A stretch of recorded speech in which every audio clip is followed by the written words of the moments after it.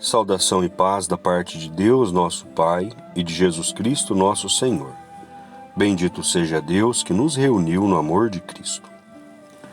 Hoje a Igreja celebra o dia de São Mateus, apóstolo de nosso Senhor Jesus Cristo e também evangelista. Então, portanto, vamos meditar a palavra de Deus neste dia e fazer a nossa oração da manhã. Em nome do Pai, do Filho e do Espírito Santo. Amém. O Senhor esteja convosco, Ele está no meio de nós. Proclamação do Evangelho de nosso Senhor Jesus Cristo, escrito segundo São Mateus.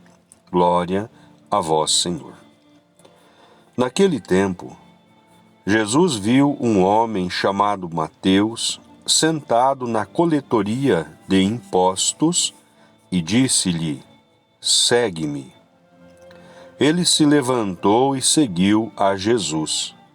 Enquanto Jesus estava à mesa, em casa de Mateus, vieram muitos cobradores de impostos e pecadores e sentaram-se à mesa com Jesus e seus discípulos.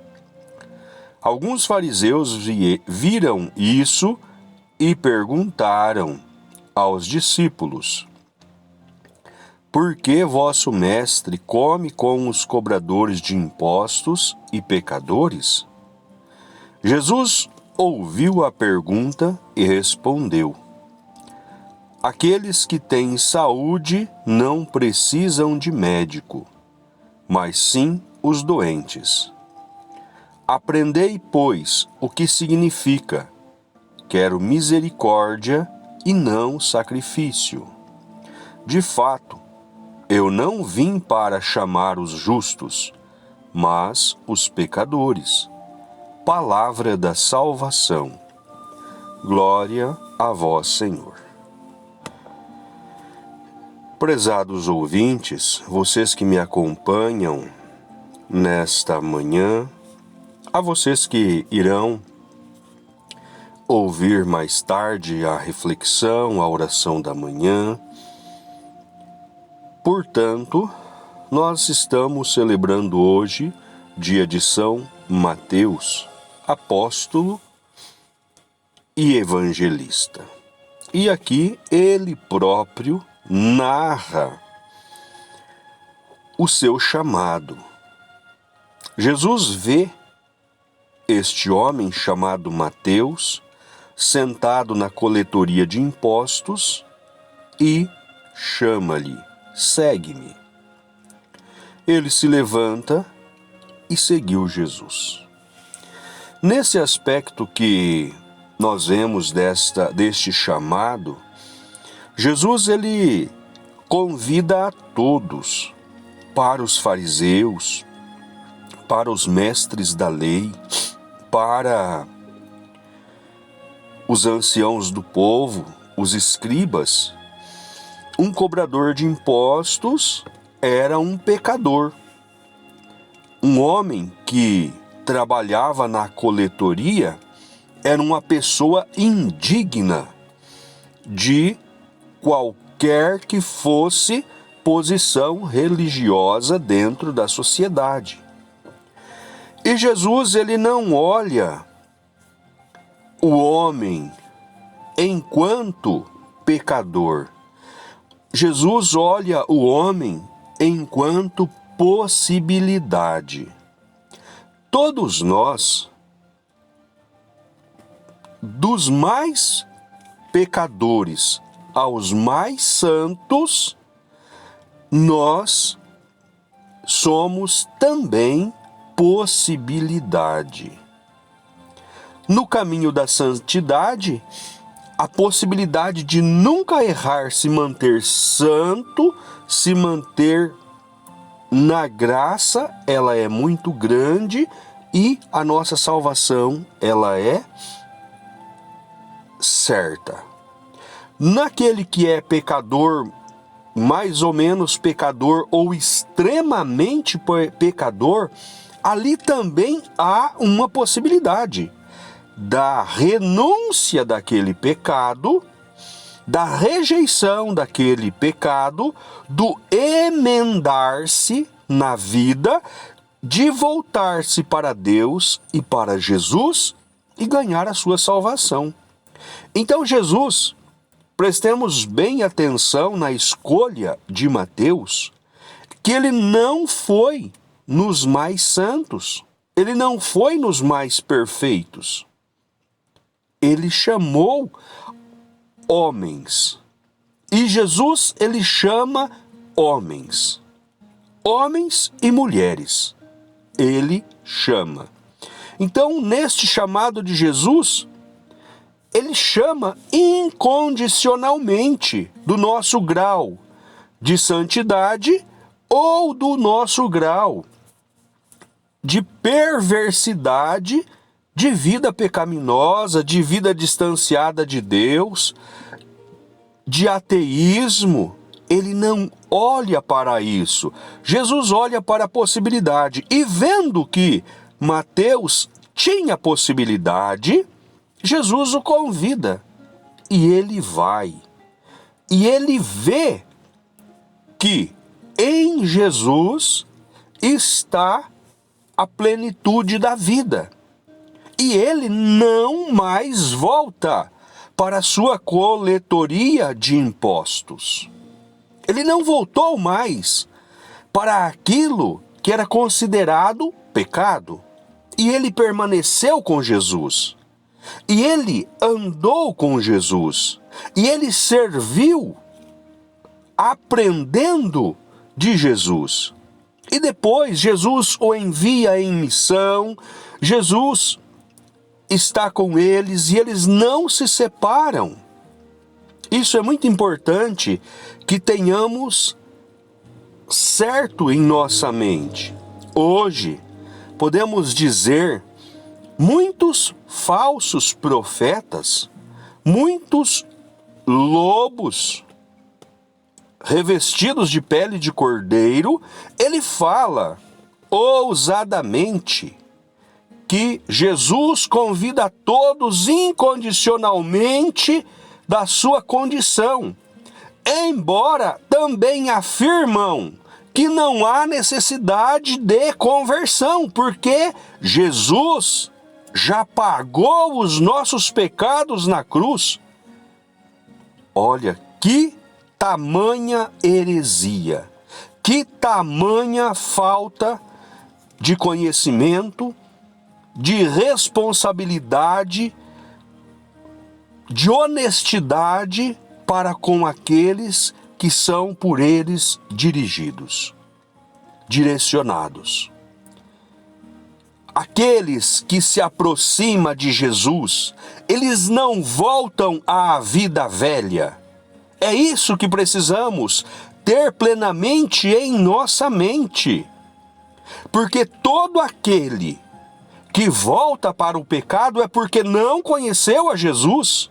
Porque quem conhece Jesus plenamente, quem se encontrou com Jesus plenamente, este não peca. Olhemos para a carta de São João. A carta de São João vai deixar isto para nós claro. A primeira carta, lá no capítulo 5, leiam a primeira carta e prestem bem atenção no capítulo 5. São João vai dizer: quem conheceu a Jesus não peca. Filhinhos, vocês estão salvos, porque aquele que está em vós é maior do que aquele que está no mundo. Aquele que está no mundo, ele nos atrai, ele nos convida, ele nos seduz para as coisas do mundo. Mas se nós estamos em Cristo, se nós estamos em Deus, nós somos atraídos para as coisas de Deus. Nós estamos desejosos das coisas do alto, de onde está Cristo, assentado à direita de Deus. Então, portanto, tenhamos muito cuidado muito cuidado. Frequentou a igreja, está salvo. Está numa vida de oração, está salvo. Está salvo, sim, frequentando a igreja e com vida de oração, mas se você abandonou o pecado, e principalmente aquele pecadinho de estimação. Quantos são as pessoas que têm a audácia de chegar em uma confissão e falar que não consegue superar os pecadinhos de estimação? Pecados de estimação levam para o inferno, sejam eles pecados leves, graves, gravíssimos ou pecado mortal, todos são pecados. Todos os pecados nos enfraquecem e nos tira do estado de graça. Os falsos pastores, eles tentam enganar porque parece que trabalham para o Deus deste século, para o Deus deste mundo, o inimigo da salvação dos homens e das mulheres. Quando nós olhamos para a atitude dos fariseus, Jesus, quando chega na casa de Mateus, o que acontece? Outros pecadores, outros cobradores de impostos, outras pessoas que não se sentiam dignas, que eram excluídas, com certeza da sinagoga, do templo, eles se aproximam de Jesus. Opa, ele era cobrador de imposto, ele é cobrador de imposto. Ele trabalha na coletoria. Então, se Jesus foi na casa dele, opa, Jesus é acessível a nós. E eles foram lá. Será que estes homens que lá estiveram, que a conversa de Jesus não foi somente este pequeno discurso que Jesus fez aqui para exortar os fariseus? Jesus falou muito mais. Jesus evangelizou aqueles homens que ali se encontravam. Com certeza, para ter tantas pessoas nesta refeição, tinha também várias mulheres, as cozinheiras, porque a comida não era feita pelos próprios homens. E ali todos estavam de ouvidos atentos para ouvir Jesus. Será que estas pessoas saíram de perto de Jesus e voltaram à sua vida velha? Não. Todo aquele que se encontra com Jesus, todo aquele que tem a sua vida tocada pelo amor de Jesus, este abandona o pecado. Se nós vivemos com um pé no pecado e um pé no estado de graça, tentando estar no estado de graça, nós já estamos no inferno. Com certeza. Porque senão não estaria escrito lá no Apocalipse 3, 14 a 17. Sede fervorosos ou gelados, porque o morno eu não aceito, eu vomitarei de minha boca. Então, portanto, tenhamos que ter esta consciência. É os dois pés alicerçados na graça que é Cristo. Então, no discurso com os fariseus, Jesus ele vai explicar a eles. Aquele que tem saúde não precisa de médico, mas sim os doentes. Então, Jesus veio para estes. Quer doença pior do que a doença do pecado? Não existe. Não existe doença pior do que a doença do pecado, porque ela mata a nossa alma. Jesus disse: não tenham medo desses que matam o corpo. Temei aqueles que matam o corpo e levam a vossa alma para o inferno, local de choro e ranger de dentes. É isso que nós devemos temer. Então Jesus ele explica muito bem claramente isto. Aquele que tem saúde não precisa de médico, mas sim os doentes. E depois ele vai dizer Aprendei, pois, o que significa quero misericórdia e não sacrifício. De fato, eu não vim para chamar os justos, mas os pecadores.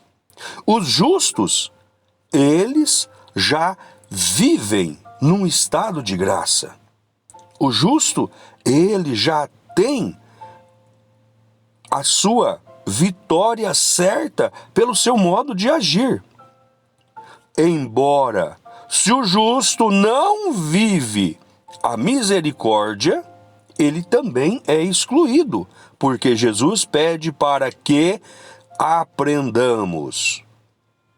Quero misericórdia e não sacrifício.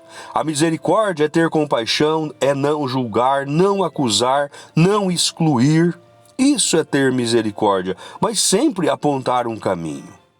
É isso que devemos praticar. Então, peçamos a Deus nosso Pai, por intercessão de São Mateus, que sejamos dóceis à mensagem de nosso Senhor Jesus Cristo, que possamos aprender plenamente dele e seguir o seu caminho. Amém? Então, neste momento, com todas as pessoas que pedem as nossas orações, aqueles que somos obrigados a orar, os doentes, aqueles que estão nos leitos de hospitais ou em casa, vamos pedir a Deus que envolva-os com o seu amor, com a sua graça e com as suas bênçãos. Pai nosso que estais nos céus, santificado seja o vosso nome. Venha a nós o vosso reino, seja feita a vossa vontade, assim na terra como no céu. O pão nosso de cada dia nos dai hoje. Perdoai as nossas dívidas, assim como nós perdoamos os nossos devedores. E não nos deixeis cairmos em tentação, mas livrai-nos do mal. Amém. Ave Maria, cheia de graça, o Senhor é convosco.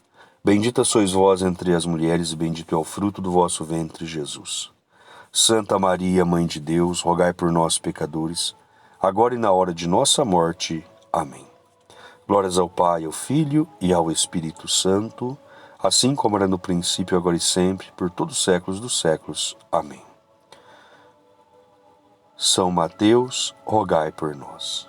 Nossa Senhora, sede de sabedoria, rogai por nós. São José, rogai por nós. Queridos e amados, que Deus derrame graças e bênçãos sobre cada um de vocês. Peçamos que Deus nos envolva com o seu amor e com a sua graça. O Senhor esteja convosco, Ele está no meio de nós. Que as bênçãos de Deus Todo-Poderoso desça sobre cada um de nós e permaneça para sempre. Em nome do Pai, do Filho e do Espírito Santo. Amém. Que Deus abençoe a todos. Ficai em paz.